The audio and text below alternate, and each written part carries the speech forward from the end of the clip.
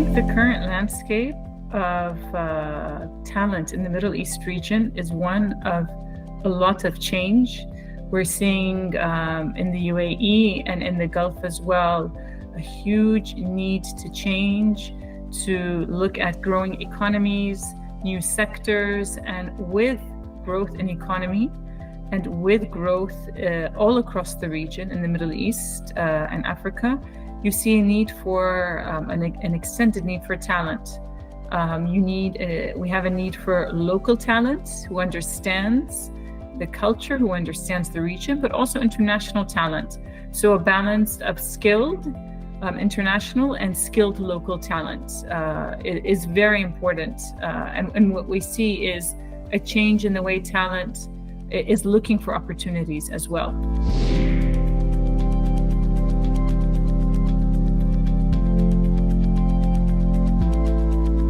I think more and more leaders, we're learning that it's important for leaders to be leading, but also to be learning. And because technology is moving so fast, it is important, especially for leaders with 20 plus years of experience who never experienced AI, to be open to a lot of learning and also exploring reverse mentoring as well. So while the traditional mentoring we still do, and I think it's still important in the region for highly skilled companies, highly technical companies, especially like EGA, it's important also, we have a system of reverse mentoring, which we're starting to introduce as well, to ensure that leaders are up to speed on all the latest trends, in addition, of course, to the traditional learning avenues, to online learning, modern blended learning, all the traditional routes. In addition, introducing for our younger generation gamification into learning as well, and allowing leaders to embrace the new ways of learning and leading.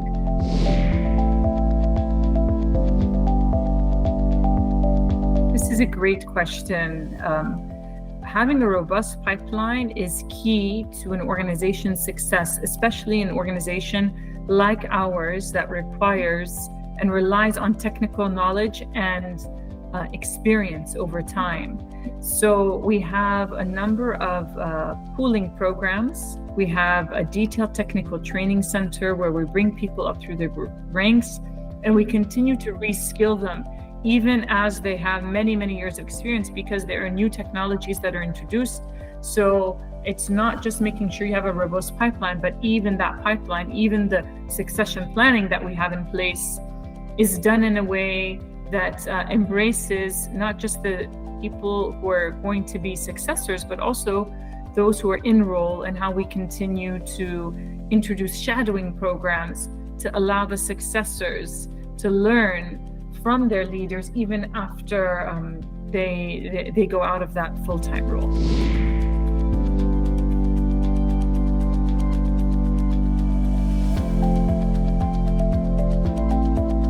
What competencies are we looking for next generation leaders? I think an appetite for change, an appetite for a dynamic environment, a willingness to learn, having a deep sense of purpose in what they're delivering. On the outside, as an industrial company, people may not understand we're the 5th largest aluminium producer worldwide, premium aluminium producer, and we actually take pride in the quality of product, and we're known from a branding perspective for our product. So making sure that we're looking for next generation leaders who understand, bringing them up to speed on our business value and our value chain. But on top of that, how we identify high potential employees is looking at a range of skills, not just technical knowledge. It's technical knowledge. It's looking at making sure they've developed other employees, making sure that they've worked on key projects outside of their comfort zone, outside of their direct area, making sure that they have had exposure to other areas of the business, not just a vertical development, but also sending them on really world-class opportunities. Recently, we had about 15 of our young generation go to Silicon Valley to be exposed to something completely different outside of our industry, to challenge their thinking and challenge our thinking in EGA. So these are just a few. There are many, many more. But in terms of your final question on how does tech play a role on leadership development, we have a specific dedicated role leading our digital academy. So tech plays a huge role in terms of development, having a plan on Industry 4.0, on what our plan is with regards to AI, and really going into the future, what we call smelter of the future in EGA, developing programs and interventions, not just for the digital team, but for all EGA employees. I think the primary challenge is lack of speed, and the lack of speed in terms of delivery that they personally face a challenge with. And so making sure leaders have agility is first and top priority for us. To serve with humility, simply. The most crucial quality is an ability to adapt, to change. That adaptation to different environments is critical for speed of change, not just change.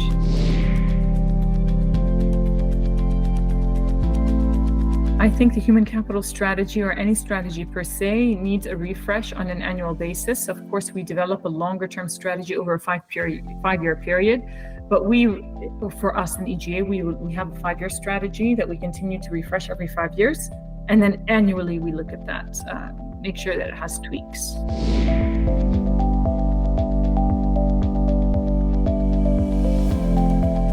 I think is flexibility. The new world post-COVID is asking for flexibility in the way we employ people. It can no longer be one person to one organization or one person to an 8-hour role. Some people want project roles, some people want roles that are a couple of times a week and want other clients. So flexibility, I think, should be the new approach to talent acquisition.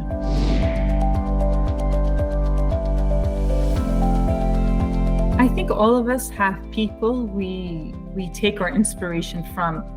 For me, as Iman, it comes from the leadership of the UAE. They are so agile, may God bless them.